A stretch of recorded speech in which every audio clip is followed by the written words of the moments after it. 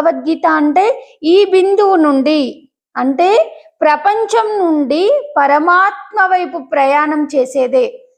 భక్తుడు నుండి భగవంతుని వరకు చేరుకునే ఈ లైన్, ఈ గీత ఏదైతే ఉందో అదే భగవద్గీత. అంటే ఈ బిందువు విషాదమైతే ఈ రేఖకున్న ఇరు కొసలు, ఇక్కడున్న బిందువు ఇక్కడున్న బిందువు మధ్యన రేఖ కదా, అదే ఈ బిందువు విషాదమైతే చిట్ట చివరి బిందువు ఏంటిదది? మోక్ష సన్యాసము.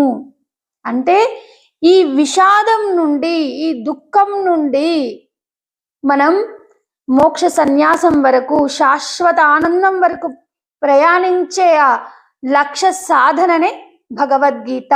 అంటే ఈ జీవుడు ఆ దేవుణ్ణి అందుకోవడానికి ప్రయాణం చేసే ఈ ప్రయాణం ఏదైతే ఉందో అదే భగవద్గీత. అంటే భగవంతుని గురించి ఆలాపన చేసేది, భగవంతుని చేరుకోవడానికి మార్గనిర్దేశం చేసేదే భగవద్గీత. భగవద్గీత అంటే ఇప్పుడే చెప్పుకున్నాం, జీవాత్మ అనే బిందువు, ఇంకో బిందువు పరమాత్మ అయితే మధ్యన ఈ రేఖ. అంటే ఈ జీవాత్మ ప్రయాణం చేస్తూ చేస్తూ శ్రవణ మనన నిధిధ్యాసలు చేస్తూ చిట్ట చివరి అనంతము, శాశ్వతము, ఏది తెలుసుకుంటే ఇంకోటి తెలుసుకోనవసరం లేదో, ఏ బిందువు వరకు ప్రయాణిస్తే మన జీవిత గమ్యం, లక్ష్యం ఆగిపోతుందో అదే భగవంతుడు. అంటే విషాదం నుండి మోక్షం వరకు, మోక్ష సన్యాసం వరకు, అంటే ఈ జీవుడి నుండి పరమాత్మ వరకు ఎదగడమే భగవద్గీత.